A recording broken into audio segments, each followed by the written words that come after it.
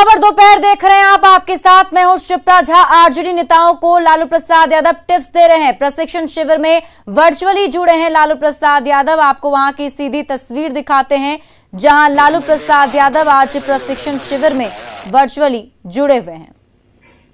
हाथ तो गए हम लोग, हमारी सबसे स्वादिष्ट पार्टी हुई हमारी पार्टी। प्रमाणित किया तो कल सरकार बनेगी। और जो हमारे पुराने शुरू से जो नेता थे, जो कार्यकर्ता थे, कई वृद्ध हो गए या कई छोड़ के चले गए या टिकट नहीं होगा तो आराम करने चले गए, तो नया जनरेशन, नया नौजवान चारों तरफ से उभर हुए पार्टी के झंडा को थामा है। हम लोग बोलते थे नया धीति उठे ले पुराना धीति। तो सही तरीके से ऑडियो क्लियर नहीं समझ में आ रहा है। वापस जोड़ेंगे और आपको वहां की तस्वीर दिखाएंगे, लेकिन बढ़ते हैं आगे फिलहाल। और अब बात घूसखोर सिपाही की। घूसखोर सिपाही नरेंद्र कुमार धीरज मामले में ईओयू की छापेमारी में बड़ा खुलासा हुआ है। नरेंद्र धीरज की संपत्ति आय से 500 गुना ज्यादा है। पटना, अरवल और आरा में कल छापेमारी की गई थी। 9 ठिकानों पर पड़ी रेड में 10 करोड़ की संपत्ति का ब्यौरा सामने आया है। करोड़पति सिपाही और बिहार पुलिस मेंस एसोसिएशन के प्रांतीय अध्यक्ष नरेंद्र कुमार धीरज पैतृक घर और आरा के कृष्णा नगर में उनके भाइयों के भी जगह पर छापेमारी की गई।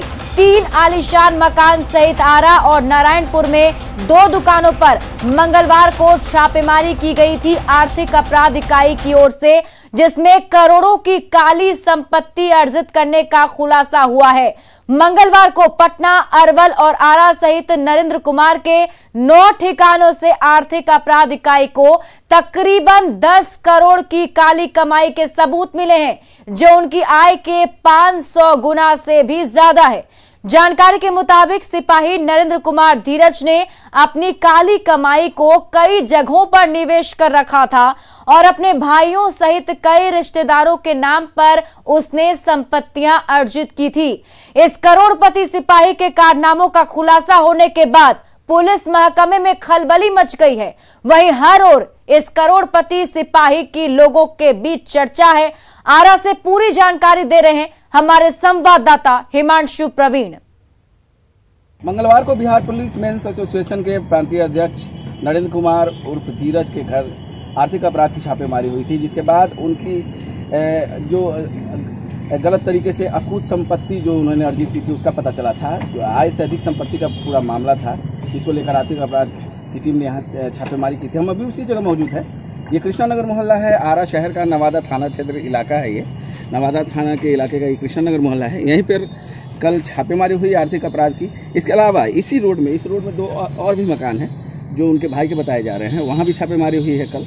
और कुल मिलाकर जो संपत्ति है, उनकी संपत्ति जो आय है उससे कई 100 गुना पता चली है। यानी अभी तक जो खुलासे हुए हैं उसमें तकरीबन 10 करोड़ की संपत्ति का पता चला है, जो उन्होंने अपने भाइयों और अपने अन्य रिश्तेदारों के नाम पर जो है अर्जित किए थे। और उसके अलावा कुछ कैश भी बरामदगी की सूचना थी, कल हमने बताया भी था। कुछ कैश भी उनके अलमीरा से बरामद हुए हैं, तकरीबन 7.5 लाख रुपए बरामद हुए हैं। इसके अलावा जो भी अभी तक जो स्थिति है उसमें कई कागजात, कई दस्तावेज भी पता चले हैं कि आर्थिक अपराध को मिले हैं, जिसके बाद अब आर्थिक अपराध जो है वो आगे की कार्रवाई में जुटी है। कुल मिलाकर जो बिहार पुलिस की मेंस एसोसिएशन के प्रांतीय अध्यक्ष जो हैं नरेंद्र कुमार उर्फ धीरज, वो करोड़पति निकले हैं और आर्थिक अपराध का शिकंजा जो है पूरी तरह उन पर कस गया है। अब आगे उनके लिए मुश्किलें और भी बढ़ सकती है। न्यूज़ 18 के लिए आरा से मैं हिमांशु प्रवीण। बिहार में भ्रष्टाचार के खिलाफ अभियान जारी है। आईपीएस और डीटीओ के बाद अब कांस्टेबल के ठिकानों पर छापेमारी की गई। पुलिस मेंस एसोसिएशन के प्रांतीय अध्यक्ष नरेंद्र कुमार धीरज के 9 ठिकानों पर छापेमारी की गई। उन पर पद का दुरुपयोग करते हुए करोड़ों की अवैध कमाई का आरोप है।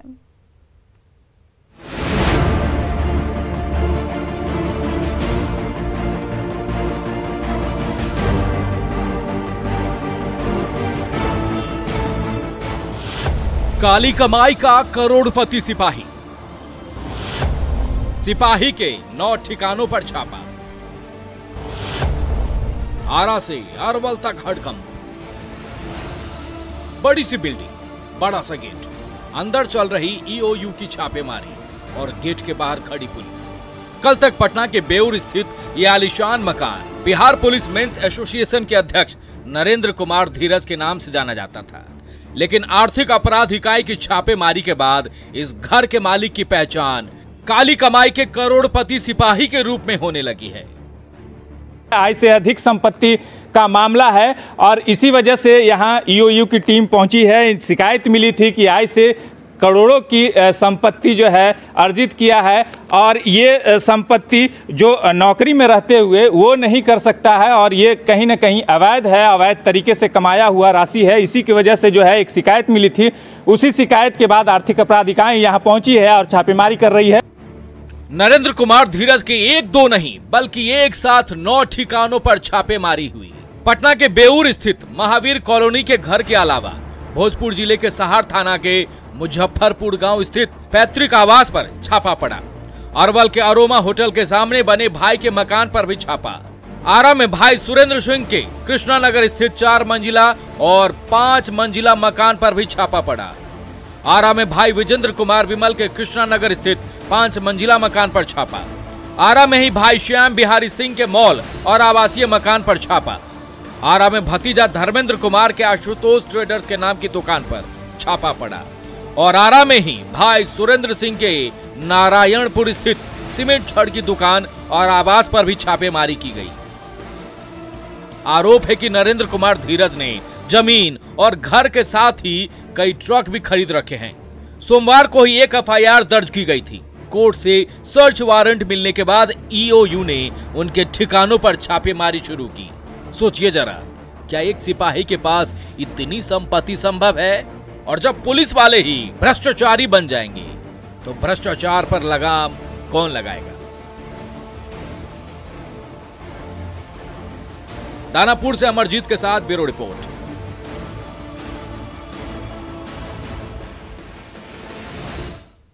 मधुबनी रेलवे स्टेशन पर कोरोना केस मिलने के मामले में बड़ी राहत की खबर सामने आई है। यहां एक भी मरीज की रिपोर्ट पॉजिटिव नहीं है। स्वास्थ्य मंत्री मंगल पांडे ने इसकी जानकारी दी। उन्होंने कहा कि कल 148 सैंपल जांच के लिए भेजे गए थे और सभी की रिपोर्ट नेगेटिव आई है। जिलाधिकारी ने भी इसकी पुष्टि की है। कल 148 सैंपल जांच के लिए भेजा गया और आज सुबह ही मेरी जिलाधिकारी मधुबनी से भी बात हुई है। सभी के परिणाम आ गए हैं और सभी रिपोर्ट निगेटिव आया है। तो जब क्रॉस चेक हम लोगों ने किया तो ये पाया हम लोगों ने कि वहां पॉजिटिव केसेस नहीं है। समस्तीपुर स्टेशन पर कोरोना को लेकर रेल प्रशासन और स्वास्थ्य विभाग सतर्क है। बाहर से आने वालों की यहां पर कोरोना जांच की जाती है। स्वास्थ्य विभाग की 6 टीम यहां पर तैनात है। देखिए संवाददाता मुकेश कुमार की रिपोर्ट।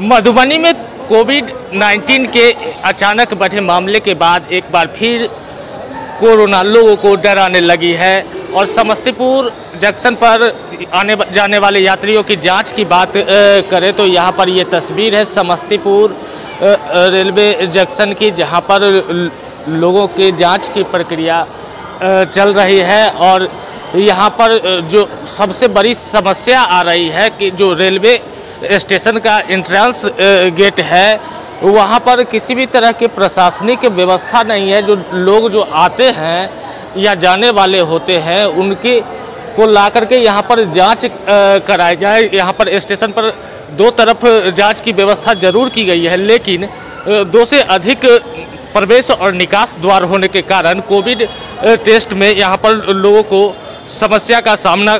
समस्तीपुर अररिया में फर्जी आधार कार्ड बनाकर भू अर्जन विभाग में बड़े पैमाने पर घोटाले का मामला सामने आया।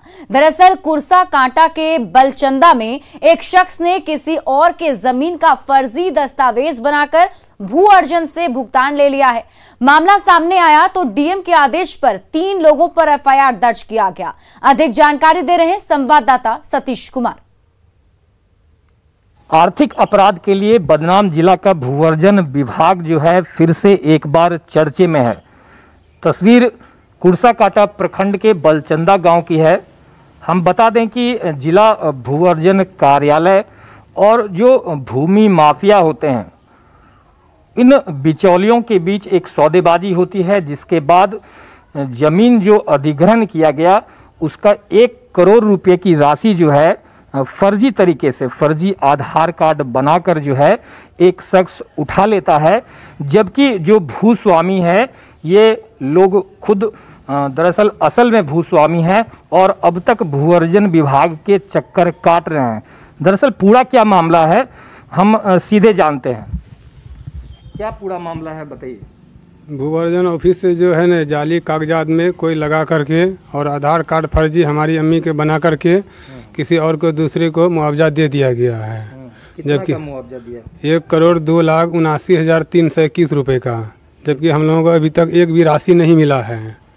तो हम लोग कागजात भी लगाए हैं। भूवर्जन अधिकारी जो है हम लोगों को कहा गया कि कागजात लगाइए, आप लोगों को पैसा दिया जाएगा। DLO साहब, अच्छा, कि आप लोगों को रुपया दिया जाएगा, लेकिन अभी तक भी 1 रुपया नहीं मिला है। हम लोग भूवर्जन के चक्कर काट रहे हैं। आप लोग को कैसे पता चला कि कोई दूसरा पैसा उठा लिया? जैसे कि फारबिसगंज से एक आए थे बैंक मैनेजर साहब पता लगाने के लिए कि ये अनुफन है, सही है या गलत है।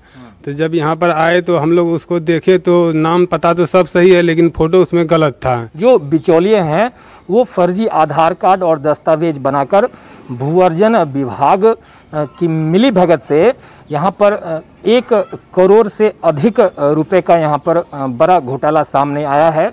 वहीं जो अधिकारी हैं इस मामले में कुछ भी बोलने से कतरा रहे हैं। सतीश कुमार, न्यूज़ 18, कुर्साकांटा, अररिया।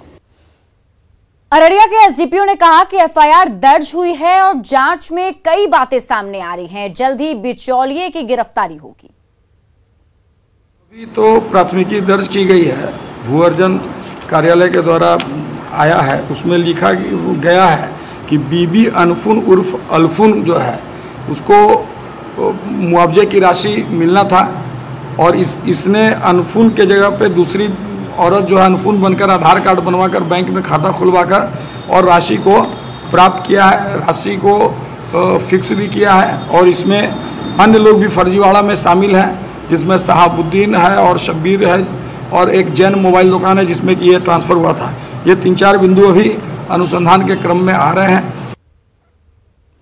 बिहार में पूर्ण शराबबंदी लागू होने के बाद राज्य सरकार ने शराब बेचने से जुड़ी महिलाओं को रोजगार उपलब्ध कराने का दावा किया था, जिसके लिए शेखपुरा जिले में 192 परिवारों को चिन्हित किया गया जो शराब निर्माण और बिक्री के धंधे से जुड़े हुए थे।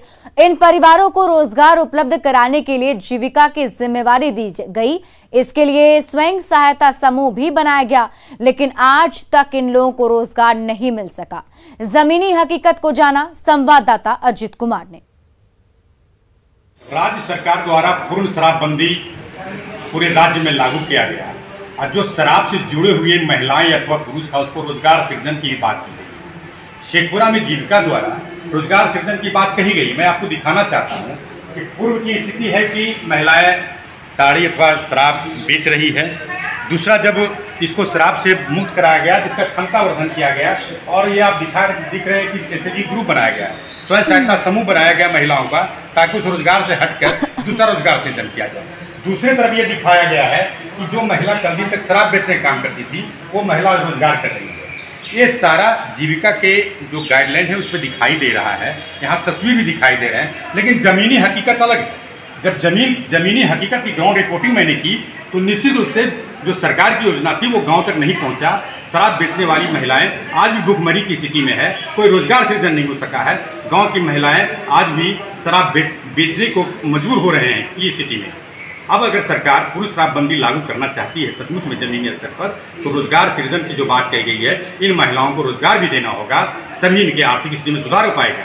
अजित कुमार सिन्हा, न्यूज़ 18, शेखपुरा।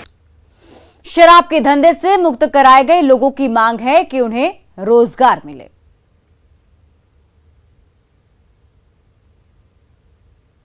सरकार ने ऐसे ही सब ने भूखल मरना है, सब बाल बच्चा के कोई रोजगारे ने हमेशा पुलिस तबाह कैले है, तो जा करके दारू तारी सब बंद कर दिया। हाँ, सब दारू बंद करके बाल बच्चा के पढ़ा लिखा के सोचे कुछ आगे बढ़ावे ले, वो भी कुछ नहीं हो सकता। जो मनरेगा में नाम था वो मनरेगा वाला काम खत्म कर दिया है।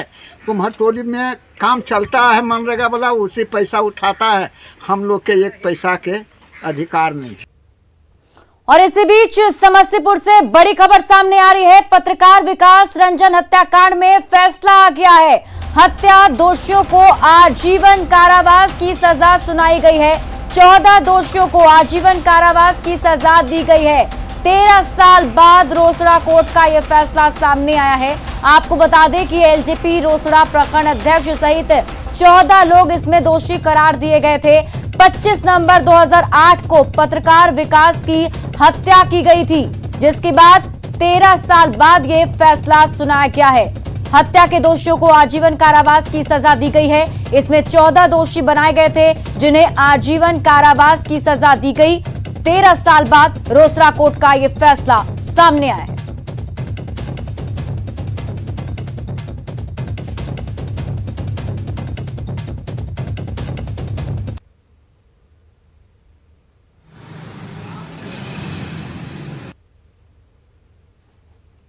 पत्रकार विकास रंजन हत्याकांड में 13 साल बाद बड़ा फैसला आया है और ये रोसड़ा के एडीजे प्रथम के न्यायालय के द्वारा फैसला सुनाया गया। हमारे साथ अधिवक्ता है, क्या कुछ फैसला आया है इसमें? बहुत अच्छा फैसला आया है और न्याय पर भरोसा है।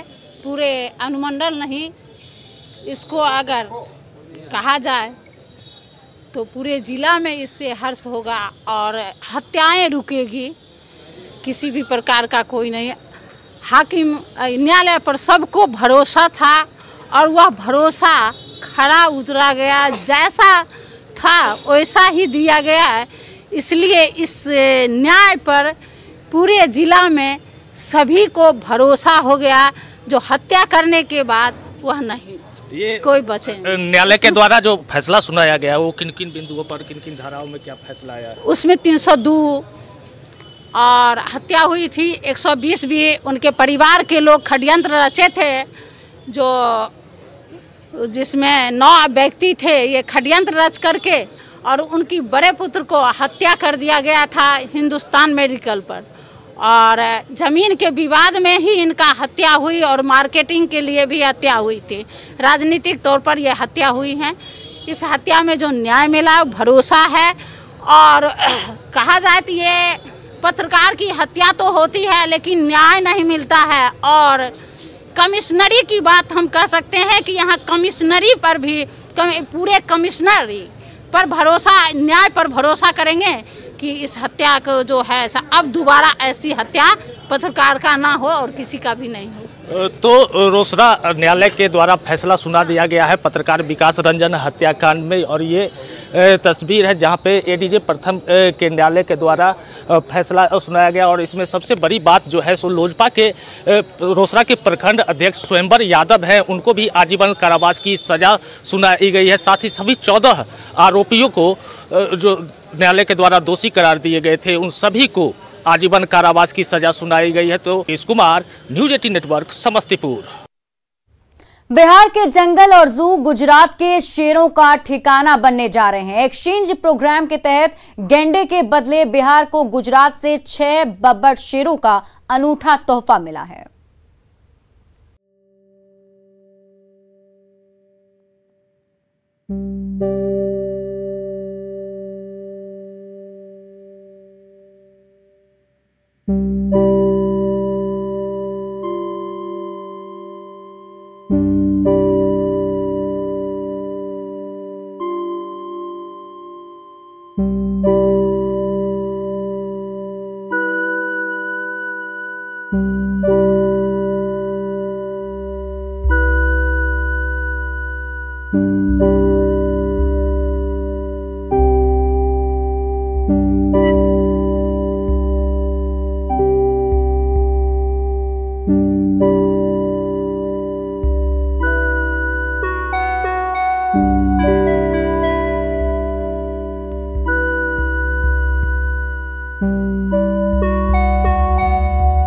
राजगीर सफारी में छोड़ा जाएगा। बिहार को शेरों का ये अनूठा तोहफा मिला है गेंडे के एक्सचेंज की बदौलत। शेर लाया गया है जो अभी राजगीर में रखा गया है, थोड़ा सा क्वारंटाइन करके रखा गया। जब वो पूरी तरह स्वस्थ हो जाएगा तो उसे फिर यहाँ के जू में लाया जाएगा, 3 और 3 वहाँ रहेगा। हमने उसके बदले में एक फीमेल गेंडा दिया है। गिर जंगल की आन बान और शान माने जाने वाले इन शेरों के दीदार के लिए दुनिया भर से सैलानियों का तांता लगा रहता है। लेकिन वही वनराज जब पटना और राजगीर जू की शान बढ़ाएंगे तो इन शेरों की दहाड़ को बेहद करीब से सुनने का आपको भी मौका मिलेगा।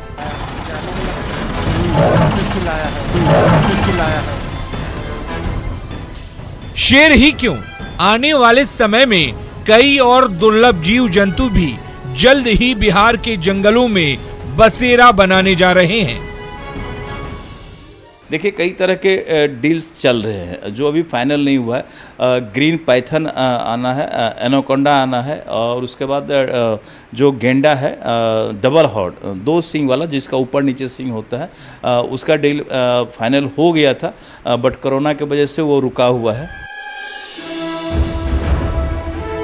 तो बस 1 महीने का इंतजार और फिर गिर के बब्बर शेर अपनी चाल, ढाल और दहाड़ से जब पूरे बिहार को रोमांचित करने लगेंगे तो आप भी कह उठेंगे, वाह क्या बात है।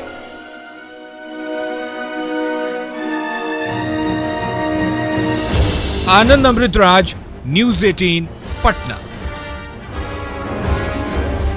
कोरोना काल में इस बार तमाम एहतियातों के बीच गणेश चतुर्थी की पूजा संपन्न हुई। गाजे बाजे के साथ पधारे बप्पा अगले बरस फिर आने के वादे के साथ धूमधाम से वापस चले गए। लेकिन जाते जाते भी बप्पा भक्तों को कई मंगल संदेश दे गए हैं। क्या आपने गणपति के उन संदेशों को समझा? अगर नहीं तो गणपति के शुभ संदेशों को समझिए और आज के दौर में जीवन रक्षा के उन मूल मंत्रों का पालन करना शुरू कर दीजिए।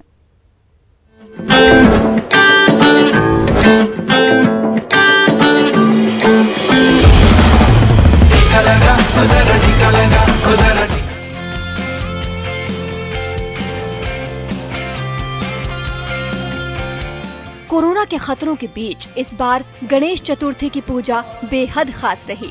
एक तरफ भक्त जहां पूजा के दौरान सावधान नजर आए तो वहीं गणपति भी भक्तों को कई खास संदेश देते दिखे। तिरुपति बालाजी के रूप में कोविड-19 वैक्सीन की शीशी पर सवार गणपति का ये रूप ही देख लीजिए। भक्तों को खास संदेश देती ये गणेश प्रतिमा हैदराबाद के एक गणेश पंडाल में स्थापित की गई थी, जिसमें बप्पा भक्तों को कोविड-19 वैक्सीन लेने का संदेश दे रहे हैं। इस प्रतिमा को स्थापित करने वाले फ्यूचर फाउंडेशन सोसाइटी के सदस्यों के मुताबिक गणपति के इस खास रूप की मूर्ति बनाने के पीछे लोगों को वैक्सीनेशन के लिए जागरूक करना है। सभी से ये निमंत्रण है कि सभी लोग वैक्सीन लीजिए, तभी हम कोरोना से लड़ सकते हैं। ये सोशल मैसेज स्प्रेड करने के लिए हम लोग ये बार वैक्सीन गणेश बिठाना हुआ है यहाँ पे। तिरुपति बालाजी के रूप में वैक्सीन पर सवार गणपति की ये मूर्ति हर मायने में भक्तों का दिल जीतने में कामयाब रही। फिर चाहे बात मूर्ति की सुंदरता या पंडाल की भव्यता की हो, लेकिन जो बात सबसे खास रही वो ये कि इस खास गणेश प्रतिमा के माध्यम से भक्तों को वैक्सीनेशन के प्रति जागरूक किया जा सका।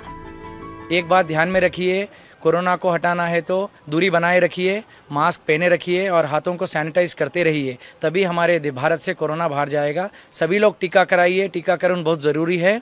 टीका कराएंगे तो हम वर्ल्ड में नंबर 1 रह सकते हैं, फुली वैक्सीनेटेड इंडिया। यही हमारा सोशल मैसेज है सोसाइटी को। बहरहाल कोरोना से बचने का संदेश देकर और अगले बरस फिर आने का वादा करके बप्पा इस साल वापस जा चुके हैं। अब ये भक्तों पर है कि वो गणपति के संदेशों को कितना समझते हैं और उस पर कितना अमल करते हैं। हाँ, उम्मीद जरूर है कि मंगल की कामना में गणपति के सामने सिर झुकाने वाले भक्त बप्पा का ये शुभ संदेश जरूर समझेंगे और कोरोना के खतरों से अपनी रक्षा कर सकेंगे। Bureau report, news 18 network, Hyderabad.